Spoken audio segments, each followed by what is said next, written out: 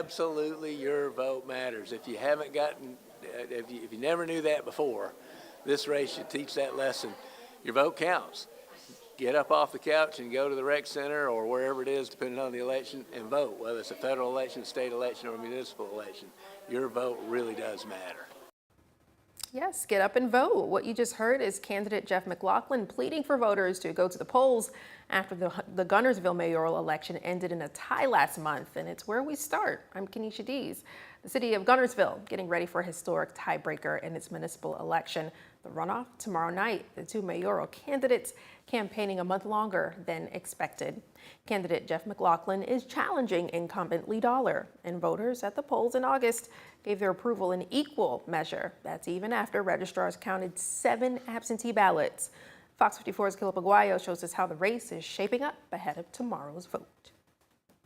That's a popular saying during every election season. Every vote counts. But here in Guntersville, a difference of just one vote could change everything. This runoff election pits incumbent Mayor Lee Dollar against local attorney Jeff McLaughlin. The first time around, both candidates got 1,065 votes. And it caused a stir here in Guntersville, with the city council holding a vote to decide how they'd move forward with the first tie they've seen since 2005. Some moved for a city council vote to decide the mayor, and Laughlin even suggested the two candidates split the term, one taking one half and the other serving for the other half. But they eventually decided on a runoff election set for tomorrow from 7 a.m. to 7 p.m. And the two candidates have been hitting the campaign trail, both looking for that one vote to make the difference. The heart of my campaign's been going around town knocking doors in every single neighborhood.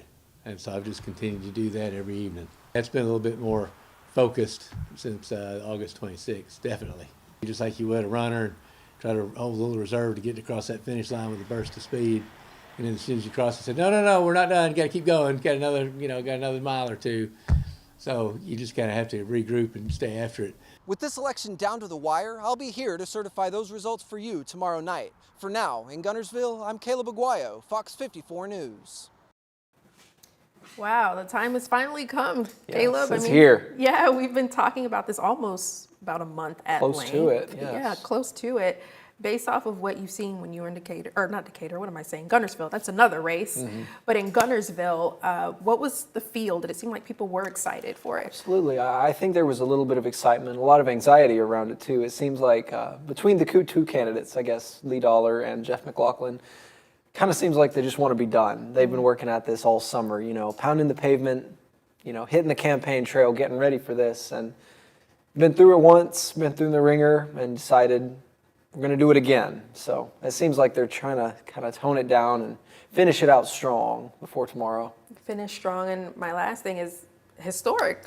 Mm-hmm. Essentially, this race is pretty historic. Yeah, it's a tie. That doesn't happen too often, but especially in Guntersville. I think the last time they had anything close to this was in 2005. So about 20 years ago, they had a race about this close. Wow, that's good to know. Thank you so much, Caleb. Thank you. All right. And in Madison, no candidate received a majority of votes in the District 6 City Council election, forcing a runoff between Scott Harbour and Erica White. They received a majority of the votes for the District 6 vote with 721 votes, while Harbour received 540 votes. White and Harbour defeated Karen Denzine and finished the election with a total of 314 votes. The results of the runoff will be canvassed Tuesday, September 30th. Now over in Decatur, District 4 residents are also preparing to head to the polls tomorrow. The election will fill the final spot on the city council. Pam Wursler and Sarah French are the candidates who will pop up on the ballot tomorrow to receive the most votes in the initial election at the end of August. We caught up with Wursler ahead of tomorrow to get her thoughts. I'm feeling really good about it. We've been out campaigning, door knocking, waving as we're doing today, and the feedback I'm getting from the residents of District 4 has been really positive. The final message is make sure that you vote. It's easy to forget because it's a runoff and it's only District 4 that's in the race, so please get out and vote.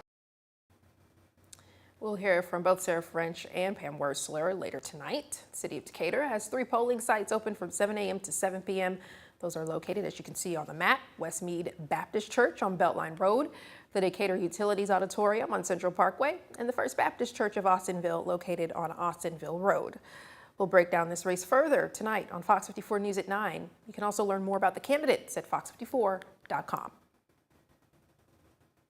And we have a live look from Governor's Drive, 431, and you can see it's a little bit of cloud cover, remnants sort of what we've seen from earlier today with some storms rolling through. We had some rain, quite a bit of that. But traffic's moving smoothly. It's not stopping anything. Weather's been pretty good. Let's bring in Fox 54 Weather Impact Chief Meteorologist Jordan Dressman. Jordan, will tonight be a quiet one?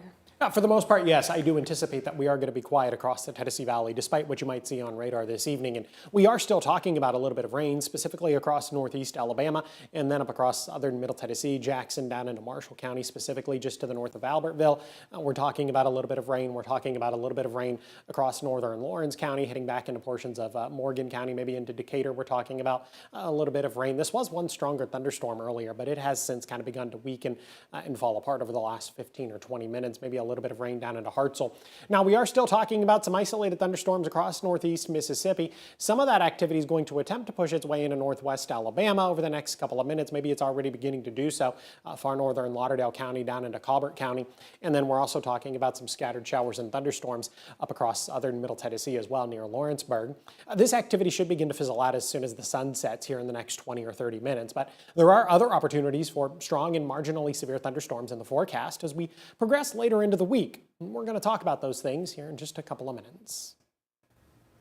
A Tennessee man has pleaded guilty to 6 traffic violations after his dump truck crashed into a Jones Valley Target store back in July. Nicholas Baker entered guilty pleas Wednesday to charges including driving with a revoked license, lacking a commercial driver's license, and having no proof of insurance. Court records show Baker will pay fines but serve no jail time.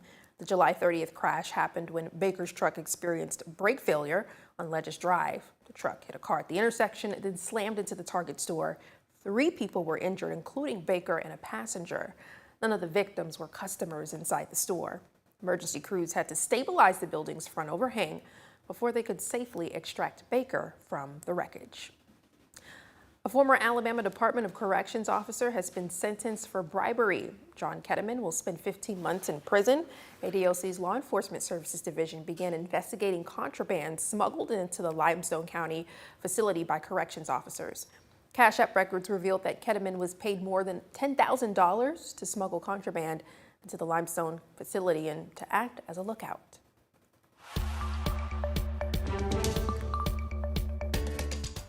Montgomery authorities need your help finding a man wanted in connection with the robbery. The Montgomery Police Department and the U.S. Marshal Service are searching for 39-year-old Kenyatta Johnson, pictured here. Police say Johnson has a history of criminal activity and may be staying with friends or family in the Montgomery area. He was also recently spotted in Gibbs Village. Johnson is about 5 feet 11 inches tall and weighs about 195 pounds. If you've seen him, you're urged to call Crime Stoppers. And we do have an update regarding 2 crashes involving police vehicles that occurred early this morning on I-565 near Sparkman Drive. Huntsville Police Department's Chris Jackson confirmed the drivers of both cars were cited for violating Alabama's move over law. As a reminder, HPD says officers were moving a stuck car around 5 a.m. yesterday when the first driver failed to move over and struck unoccupied patrol cars. The second driver hit another police car as crews cleaned the first wreck. The drivers involved were hospitalized but expected to be okay. HPD says the incident highlights the importance of Alabama's move over law. Here's a live look inside the Madison City Council meeting. Happening right now on the agenda is a resolution to keep property tax rates steady while making a change that affects homeowners in the Limestone County part of the city. 2 Limestone County school taxes are set to expire, and that will take $5.5 million off the books. To keep funding for Madison City schools equal on both sides of the county line, the city will add a new $5.5 million school tax on homes and other property in that area. This means homeowners in Limestone County inside the city limits won't see an increase or decrease in their tax bills. The money will just shift from a county tax to a city tax. Homeowners in the Madison County part of the city will see no change at all. We have some Fox 54 traffic impact alerts for you, including closures for road work throughout the Tennessee Valley. Details ahead. And it's fall, y'all. Pumpkin patch season is just getting started. We've got to look at some farm fun in and around the Tennessee Valley. Stick around.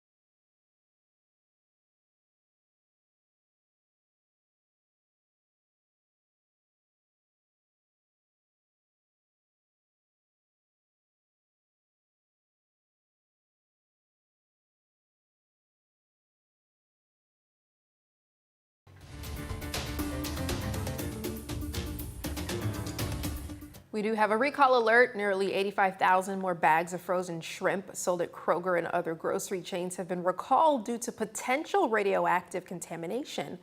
Aquastar Corp issued the voluntary recall Friday after the Food and Drug Administration flagged 3 shrimp products that may have been prepared or stored under conditions that could allow contamination.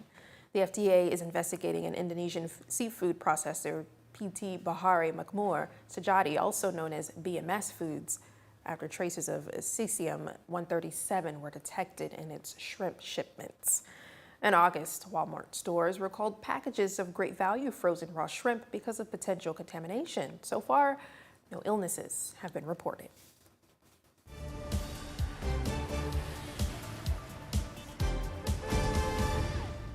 We do have some Fox 54 traffic impact alerts for you today. We'll start with northbound traffic on Central Avenue. It will be closed between Cedar Lake Road and Courtney Drive. The project allows Decatur Utilities to conduct scheduled sanitary sewer rehabilitation projects.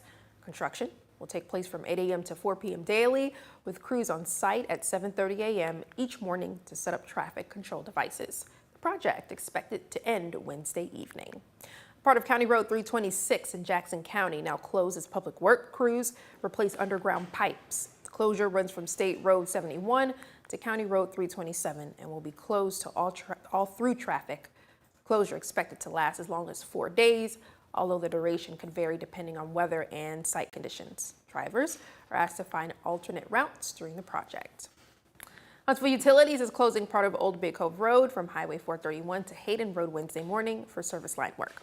The road will be closed beginning at 8 a.m. Officials expect the closure to last between 4 to 6 hours. You're asked to avoid the area if possible. If you have to drive through the work zone, make sure to drive carefully. For more traffic impact alerts, go to our website, fox54.com. Huntsville Animal Services with a warning for you pet owners. Be on Coyote Watch, what you can do to keep your pets safe. Jordan, what's the latest with weather? Yeah, as we head into the middle and later part of the work week, it's finally going to begin to feel like fall across the Tennessee Valley, all thanks to a cold front. That cold front's also going to bring the chance for some stronger thunderstorms. We'll discuss it in a couple of minutes.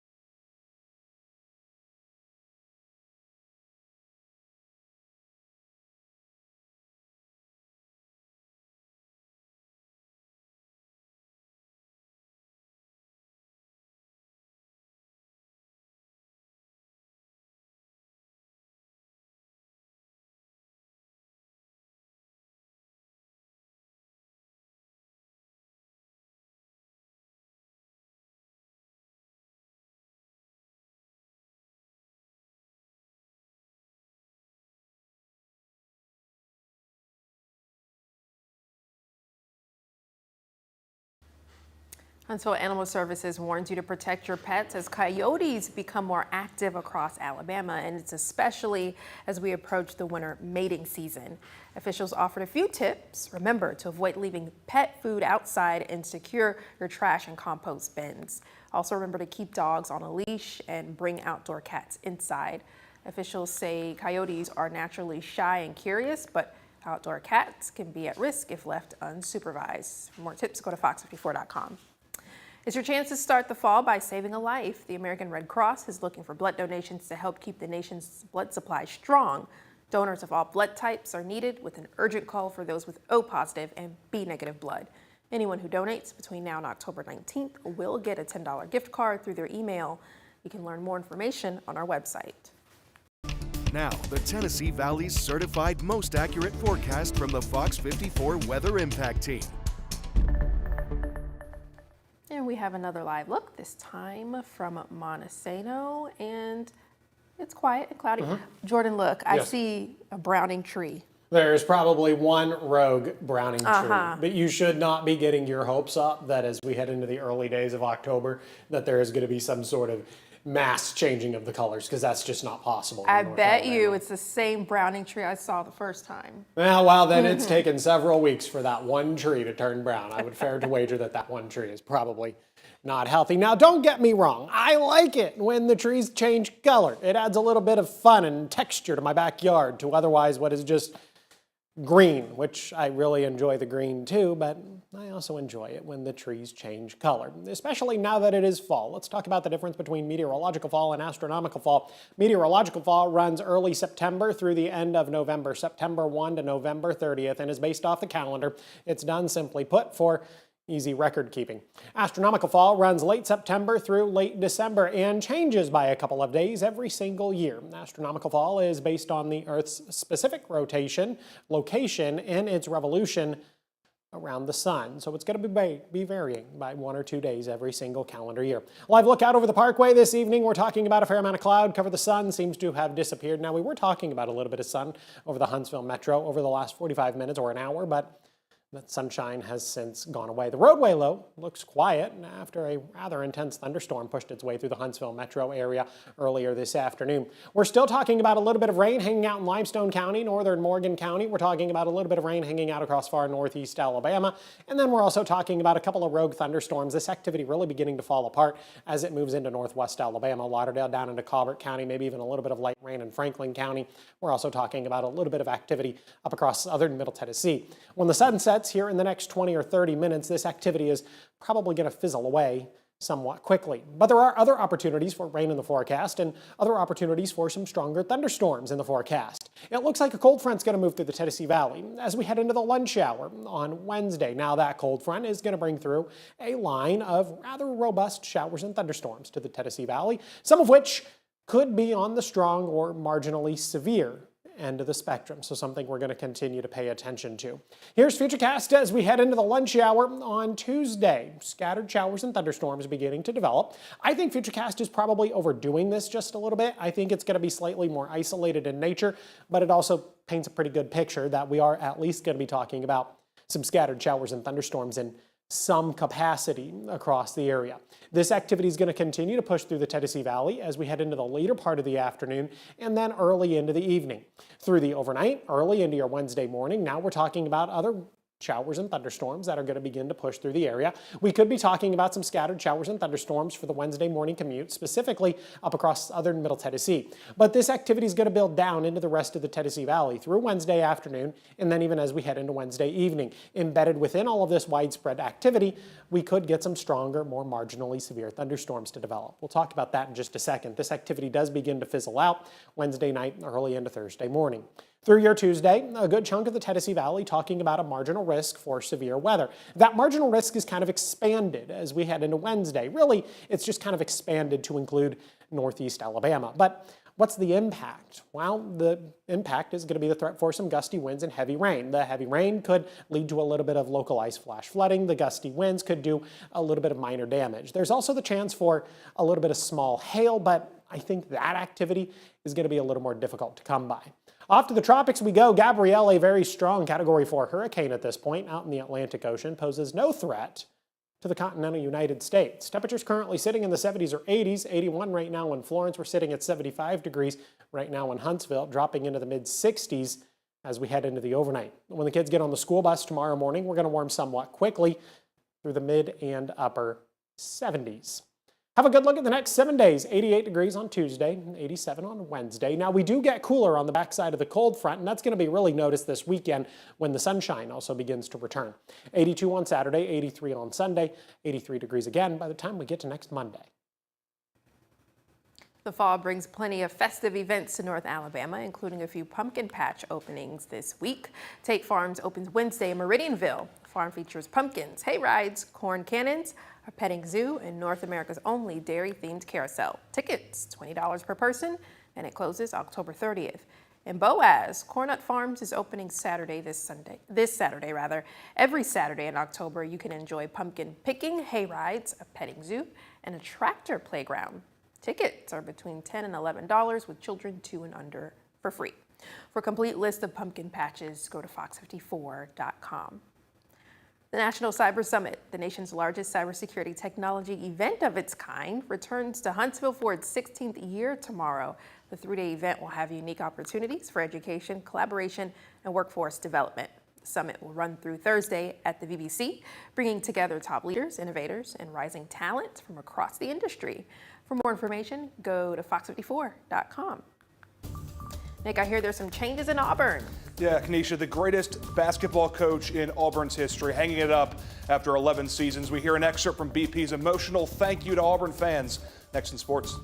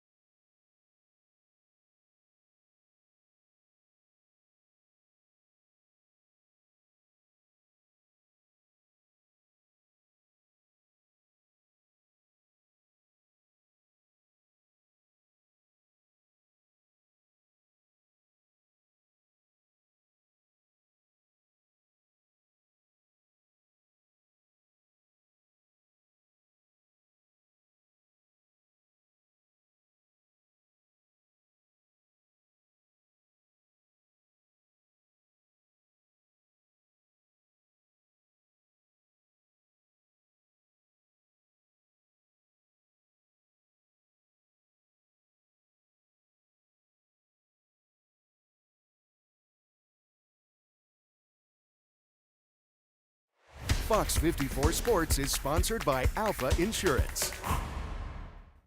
The Hall of Fame caliber career of Bruce Pearl has come to an end. Good evening and welcome to sports. After 11 seasons, 5 SEC championships, and 2 Final Four appearances at Auburn, Bruce Pearl has announced his retirement. Auburn Athletics has released a more than 14-minute video serving as BP's thank you letter to the Auburn family. In that, he said being the head coach of the Tigers was the privilege of his life. Let's now listen to about a minute and a half of his emotional address. I've been a part of college basketball for almost 50 years. And the truth is, it's time. I told myself that when I got to the point where I could not give it my all, where I wasn't necessarily 100%, where I couldn't be the relentless competitor that you expected of me, that it was going to be time. And as hard as it is to say this, I've reached the realization that it's time for me to step aside. My dad taught me to work hard. I was cutting grass at 5 and shoveling snow at 7. He told me that hard work wouldn't guarantee success, but without hard work, I wouldn't have success, and it was my choice. It's what I've instilled in my players. It's what I've instilled in my children and their families. And I'm so proud of all of them for working so hard and representing our family name. I've been asked before what I wanted out of my legacy. I've gone to work every day trying to reward you for giving me the opportunity to be your basketball coach and represent this unbelievable university. I hope in some way I've earned it. A look at many of Bruce Pearl's accomplishments on your screen. 30 years as a head coach, 11 at Auburn. He got the Tigers to the Final Four twice, coaching in 14 NCAA D1 tournaments with 3 different schools. He won 3 regular season conference titles at Auburn, 1 at Tennessee, adding to 2 SEC tournament titles in 2019 and 2024 down on the Plains. He actually started his head coaching career at the University of Southern Indiana and won the 1995 Division II national title, truly showing that he won everywhere he coached. Well, Auburn's release says Pearl will take on an ambassador role as a special assistant to the athletic director moving forward. He said he is not running for Senate, like many speculated. His son, Stephen Pearl, has been named the head coach, signing a 5-year contract. Kanisha? Thank you, Nick. Coming up tonight at 9 from Decatur to Guntersville and Madison. Tomorrow is the municipal runoff elections. We'll preview what you need to know before heading to the polls. And a new group of astronauts is ready to broadly go where no one has gone before. With NASA's new astronauts class, we learn more details about this historic event. And in the nation's capital, a possible connection between a popular pain reliever and autism.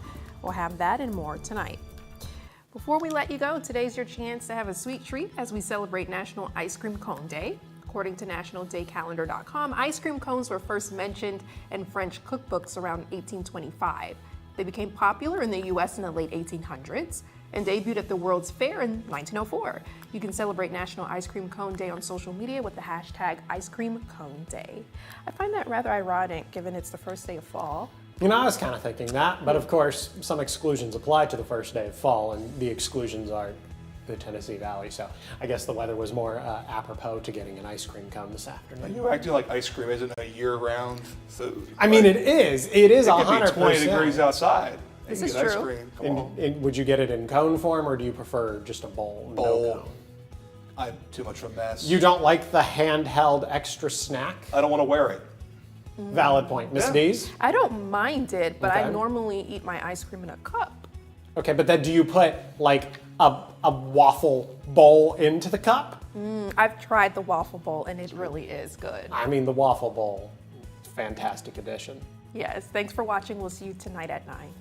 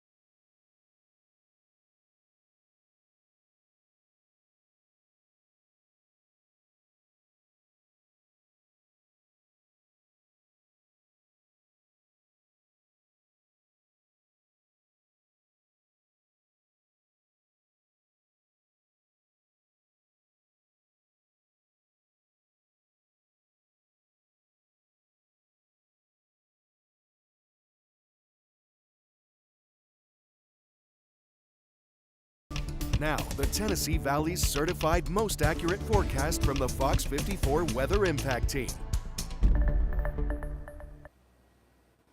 And a very good Tuesday morning to you. I'm Fox 54 Weather Impact Chief Meteorologist Jordan Dressman. Maybe a couple of light showers this morning across the Tennessee Valley, maybe a little bit of rain across the area, but for the most part, I would anticipate that the vast majority of us are probably going to be dry as we head out the door for work, get the kids on the school bus this morning. We are going to begin to warm up somewhat quickly when you consider the fact that it is now officially fall across the Tennessee Valley, astronomical fall that is.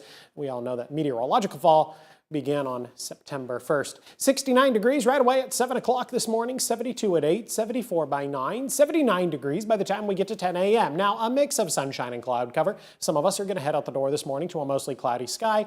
Some folks are probably going to get to enjoy a little bit more sunshine. Temperatures are going to climb into the mid and upper 80s this afternoon. In some cases, we're going to be seasonal. Some folks are going to be just a couple of degrees above average, and a couple of folks are going to be a couple of degrees below average. It's going to depend on a couple of different things. How much sunshine do you see this afternoon? And then is that sunshine interrupted by some scattered showers and thunderstorms that could develop through the course of the afternoon and maybe even as we head into the early part of the evening. 84 degrees at 6 o'clock, 82 at 7, 77 by 8, 75 degrees by the time we get to 9 p.m., maintaining a level of cloud cover across the Tennessee Valley.